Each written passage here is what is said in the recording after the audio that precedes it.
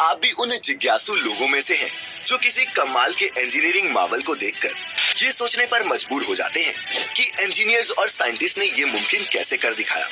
अगर हाँ, तो पानी पर बने ये शानदार पुल तो आपका ध्यान पक्का ही खींचते होंगे।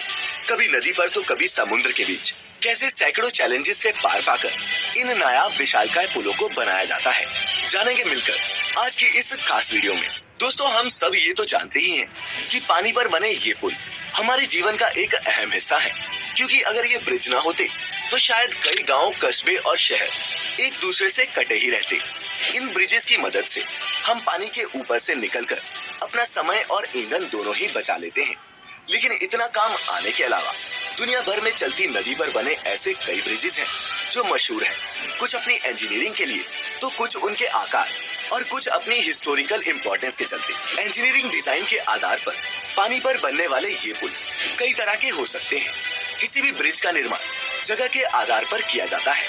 एक प्रकार का ब्रिज सभी जगह बनाना संभव नहीं, इसीलिए ब्रिज भी जगह के आधार पर ही बनाए जाते हैं। Beam bridge, suspension bridge, arch bridge आदि ये कुछ टाइप्स हैं पानी पर बनने वाले इन पुलों के।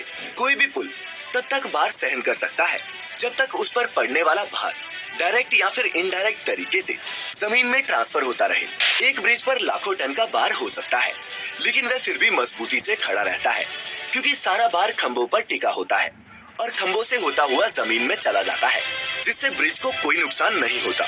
लेकिन दोस्तों, पानी पर बनने वाले किसी भी ब्रिज की सबसे बड़ी चुनौतियों में उसकी फाउंडेशन बनाना ही होता है, और पानी जितना गहरा हो ये चैलेंज भी उतना ही बड़ा होता है। फाउंडेशन मजबूत होना बहुत ज्यादा जरूरी है, क्योंकि आखिर ये पिलर्स ही तो होते हैं जिनके दम पर इस ब्रिज को स्थिर रखा जाता है।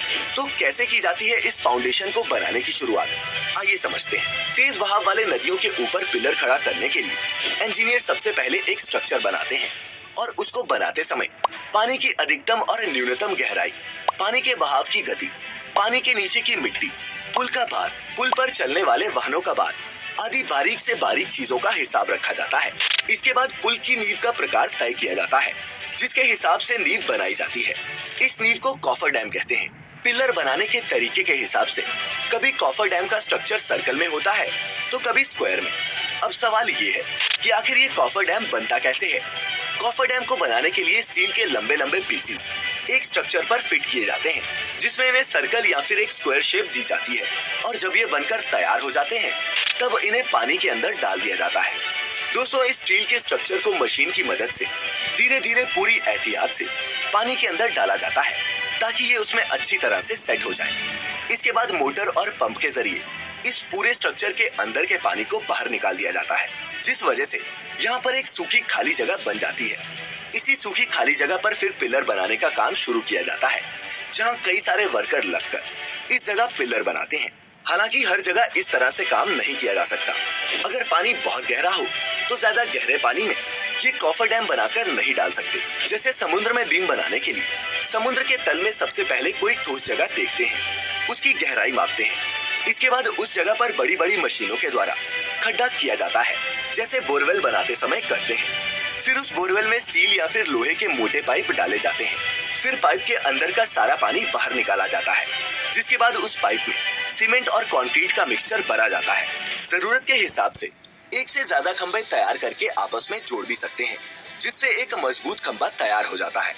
जैसे जैसे खंभे बनते जाते हैं वैसे वैसे उनके ऊपर रोड भी तैयार की जाती है।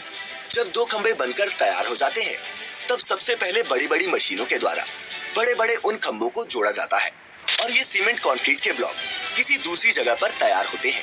ब्रिज का आधा काम बाहर कारखाने में किया जाता है और आधा काम समुद्र या नदी जहाँ पर पुल बनाया जा रहा हो वहाँ। बड़े बड़े सीमेंट के ब्लॉक्स को समुद्र में ले जाने के लिए बड़ी बड़ी शिप्स को काम में लिया जाता है। वहाँ पहुँचने के बाद क्रेन के द्वारा इन ब्लॉक्स को ऊपर उठाया जाता है और फिर स्टेप बाय स्टेप ब्रिज का निर्माण किया जाता है। वहीं दोस्तों, कई सिचुएशंस में फ्लोट इन कॉफर डैम्स भी बनाए जाते हैं, जिसमें या तो उसके नीचे कुछ ऐसी मशीनें फिट कर दी जाती हैं जो पानी के ऊपर तैरती रहती हैं, या फिर जहाज की मदद से इन्हें एक जगह से दूसरी जगह ले जाया जाता है, जिसके बाद इन्हें रोटेट करके पानी के अंदर डाल दिया जाता है। दोस्तों, इस पूरी प्रक्रिया में काफी समय लगता है और ये काम थोड़ा खतरनाक भी होता है, लेकिन दोस्तों जितने भी लोग इस तरह के काम में लगे होते हैं वो काफी प्रोफेशनल होते हैं, चाहे वो वर्कर हो या फिर इंजीनियर्स। सभी को इन कामों का काफी अनुभव होता है, जिसके बाद ही उन्हें ऐसे जटिल प्रोजेक्ट्स पर काम करने के लिए भेजा जाता है। क्योंकि अगर ये ब्रिज किसी नौसिखिए द्वारा बनाए जाए तो उसका खामियाजा कई लोगों की मौत से भुगतना पड़ सकता है। अब हमारे अपने ही देश के मुंबई शहर में स्थित बांद्रा वर्ली सी लिंक को ही ले लीजिए।